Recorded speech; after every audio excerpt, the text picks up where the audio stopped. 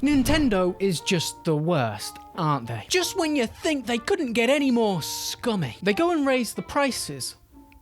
Again. On top of that, they have the Palworld lawsuit. Mario Kart World seems to be screwing its players. The physical copies don't even have the games on them anymore. But somehow, despite Nintendo being absolute rats, the console still broke records, and Nintendo fanboys are defending them. Defending their corporate overlords. I got a feeling I'm gonna piss a lot of people off in this video. Good, let's talk about it. Now, Nintendo go and raise their prices again because of course they do. Pricing for the original Nintendo Switch family of systems and products will change in the United States based on market conditions.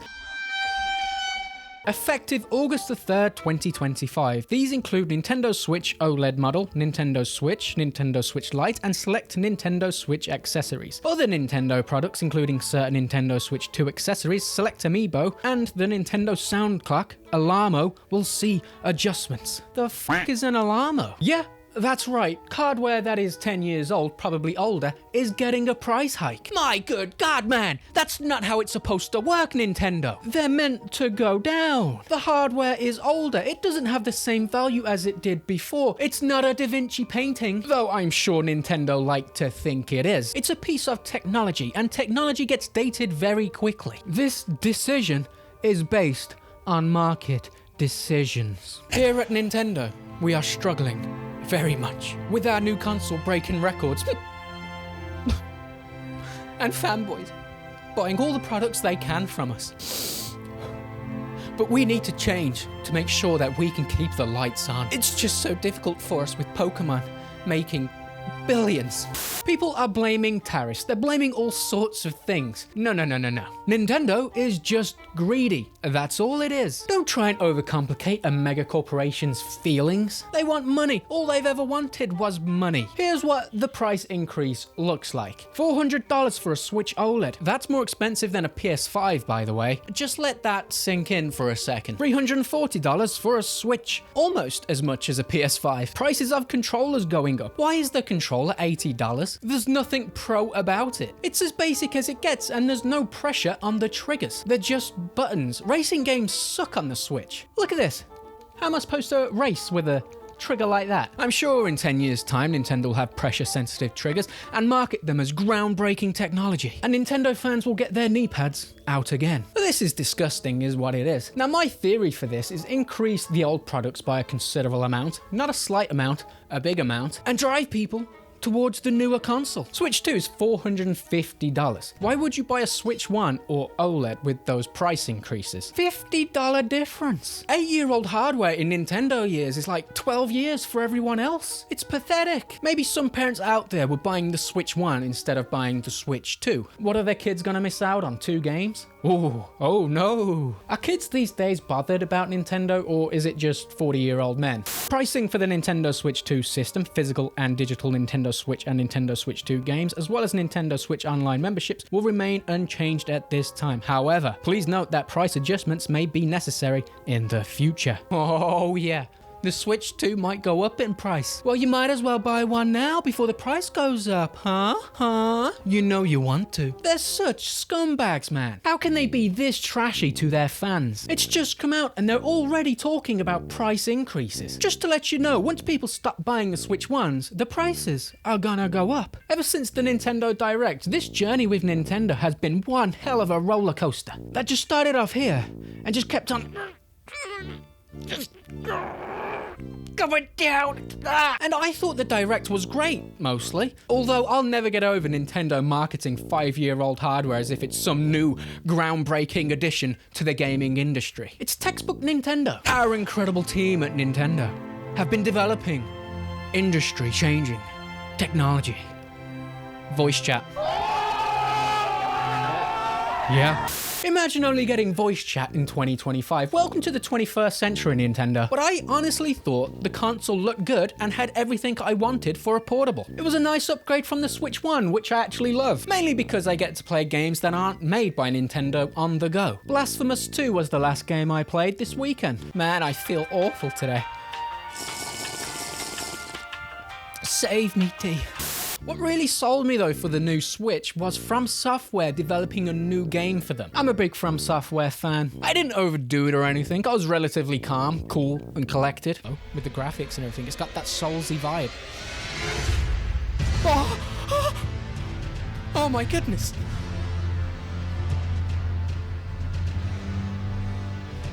What? The Duskblades! Anyway, my interest was quickly killed with the price of the thing. Not worth it in my opinion for the hardware they're selling. It's just not. What am I paying so much for? 5-year-old games that a Nintendo console can finally handle? Okay, sure, yeah. But an even bigger point, especially for my American brothers out there, Nintendo changed the industry forever with $80 games. The rest of the world, well, most of the world, has been getting bent over and taken advantage of for quite some time now. Still are, in fact, starting to get a little sore. I couldn't believe you guys were still getting away with paying $60. Those were the days. £60 games. Like 7 years ago. So, did that affect Nintendo Switch 2 sales? Absolutely not. I didn't buy it though, but I don't judge anyone who did. I don't tell people how to spend their money, but also don't be complaining about the prices if you went ahead and bought it anyway. You better enjoy those prices. Yeah. I can't believe they're $80 now. I'll take 2. I want to hang one on my wall. Nintendo's scumbaggery doesn't stop there. Oh, it gets worse. It's not just the pricing. The game cards don't have the games on them. It's just a license to play. And under current laws, that means Nintendo can take that away from you if they so please. It's just the way the industry is going. PS5 and Xbox have been doing this for a while. Stop Killing Games needs to win so they can't take the games you own away from you. Also, still the same price despite their game not being on there. Can anyone tell me why digital is the same price as physical, despite the industry telling us that physical costs more to make? So surely that should mean digital costs less to buy because it was cheaper to make. Can someone make sense of it for me? Seems backwards, no? Mario Kart fans are going through it with Mario Kart World. Apparently Nintendo took the fun of the game away by forcing players to race on tracks that are just straight lines. Fans weren't happy. This was apparently a big deal for the Mario Kart World community. I'm sure they showed their frustration by spending $70 on Donkey Kong. Wow. $70 game right there. I don't see it. I'm sorry. I just don't see where the value is. I feel like you're paying $40 more than you should be for a game like this just because it's a Nintendo-owned franchise. Hot take, maybe, but I think indie games look better than this. $30 more than Expedition 33, by the way. Why? Bro, Nintendo fans, man. Stop treating us like stupid fan. Oh, new game. Don't mind if I do. Is there any way I can pay more, to show my support? I'm just joking. We're all hypocrites when it comes to the things we love. I'm sure I'll cave at some point and go back to Destiny 2 soon. Still 2 years sober. Thank you. But wait, there's more with Nintendo. The Palworld lawsuit is ongoing, with Nintendo now moving the goalposts. If you haven't been keeping up with the lawsuit, the developers of Palworld have had to keep making changes to their game. And now it seems Nintendo is scrambling. The latest report from GamesFree has uncovered some rather unusual behavior from Nintendo as they continue the fight to shut down Palworld. And it seems that the fight in Japan isn't landing the punches they'd hoped. Nintendo is making some unusual moves, including rewriting one of its own patents mid-lawsuit, and, in the words of the experts, it's bizarre. So it looks like Nintendo themselves don't really know what to go after. They just know that it looks like Pokémon and they're big mad. We must sue! Changing a patent in the middle of an ongoing case is risky, and it signals that Nintendo perhaps doesn't believe its current claims will hold up in court. Using vague language like this doesn't inspire confidence, and the new wording is so clunky in the context of the entire claim that it may do more harm to their case than good. GameFree refers to the move as a Hail Mary and further states it's a desperate attempt to win by doing something odd. Look, the whole Nintendo lawsuit is just them being mad that something looks like Pokémon. That's it. I don't think Nintendo are looking for a win or think that they will win. This is a scare tactic. Pokémon, as we've said, is the most popular franchise on the planet. Competition, that's bad. Even though it's completely different in style, completely different how you play. I mean, there's guns in it, for God's sake, Nintendo. Nintendo are very protective with their franchises, but this This is just petty. It makes them look bad, in all honesty. Palworld is so much better, by the way, than whatever Pokemon game came out last. Wasn't it the one that barely ran on the Switch 1? Now, I don't think Palworld is some genius new creation. It's clearly inspired by Pokemon. But so what? Shut up, Nintendo. Plenty of games out there inspired by other games. Don't you dare go making games where there's cute animals to capture. Don't you dare. We will sue. We won't win, but we will sue and make your life difficult. Oh, and they also got caught committing plagiarism. Fantastic company. Practice what you preach, Nintendo, and do something new, you know, that you haven't done in the last 20 years. Weren't Nintendo also claiming people's YouTube videos when people were making YouTube videos about Nintendo stuff?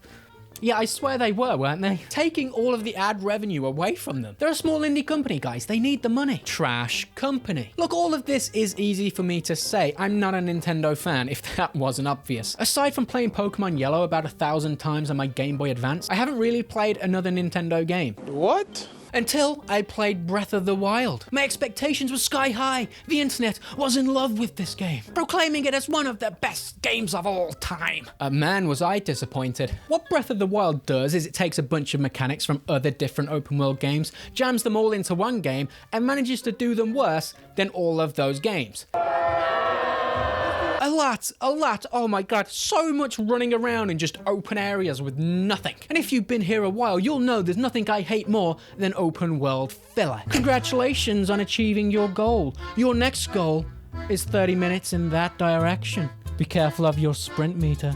There might be some dungeons on the way too where you can get an extra heart of health. I'm letting you know this so you know this isn't coming from a lover-scorned perspective. Man, that was... I'm tired, man. I'm not very well.